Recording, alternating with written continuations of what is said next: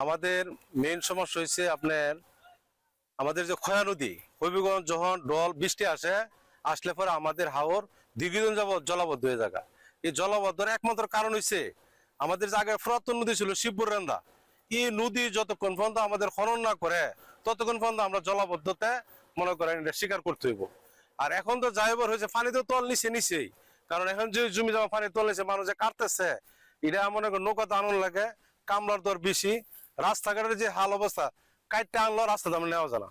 রাস্তা আপনার পানি তলায় গেছে এবং রাস্তাঘাট গাড়ি গা ইয়ে গেছে। যে রাস্তা ধান নিলে 500 টাকার এখন মনে করেন যাই ফসল আনতেছে এটা মনে করেন 2000 টাকার লাগে। কৃষক অত্যাধিক কষ্টের মধ্যে আছে, একদম মর্মান্তিক অবস্থা, যেখানে মানুষ মনে করেন মুখের মধ্যে হাসি তাহলে এখানে মানুষের কান্না আর কান্না। যতদিন পর্যন্ত আমাদের এই শিবপুরের নদী না কাটতে দেয় ততদিন পর্যন্ত আমাদের আব্দুল্লাপুর, কলিমপুর, খয়ারপুর, গয়েশপুর, বাজগাঁও, বালিগাঁও, খলাগাঁও এগুলি আপনার সবসময় ভূগন্তের মধ্যে আমরা থাকতে হইব।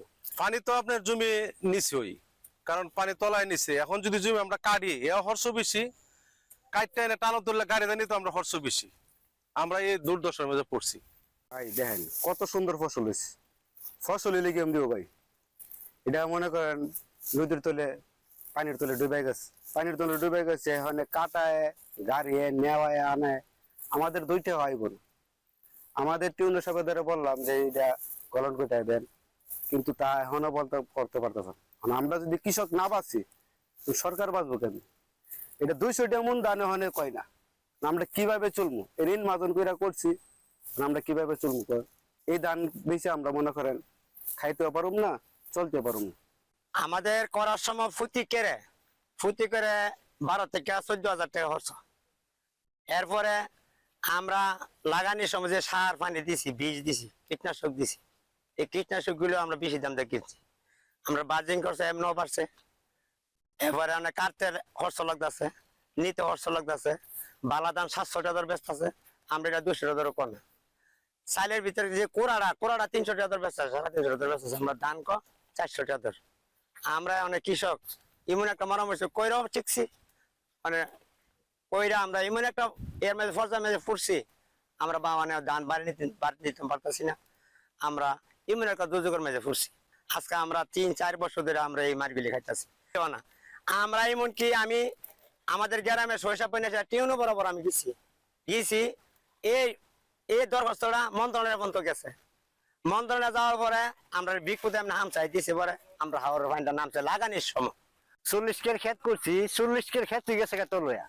এখন কি করি, কেমনি কি করি, মানে সব গেছে তল হইয়া, মানে বাচ্চা কাচ্চা কি করে ফালি বা নিজেরা কেমনে চলি, এই দুঃখ আমরা কই কার কাছে যাই। চলতি বছর বেশ কিছুদিন যাবতই কিছু কিছু বৃষ্টি হচ্ছে এবং প্রায় প্রতিদিনই বৃষ্টি হওয়ার কারণে অষ্টগ্রাম উপজেলার আব্দুল্লাপুরে এবং হোসেনপুর উপজেলার পানান বিলে বেশ কিছু জমির ধান ইতিমধ্যে তলিয়ে গেছে। এই তলিয়ে যাওয়া জমির পরিমাণ এবং কি পরিমাণ জমির ধান ক্ষতিগ্রস্ত হতে পারে তার একটা পরিদর্শন আমরা করছি এবং একটা হিসাব নেওয়ার চেষ্টা করছি, এবং ক্ষতিগ্রস্ত কৃষক কতজন হতে পারে তারও আমরা জরিপ কাজ অব্যাহত রেখেছি। খুব সম্প্রতি আমরা এই বিষয়ে একটি চূড়ান্ত রিপোর্ট তৈরি করতে পারবো বলে আশা করছি, এবং রিপোর্ট তৈরি করে আমরা সরকারকে অবহিত করব যাতে ক্ষতিগ্রস্ত কৃষকদেরকে আর্থিক বা অন্য কোনো ভাবে সহায়তা করার সুযোগ পাওয়া যায়।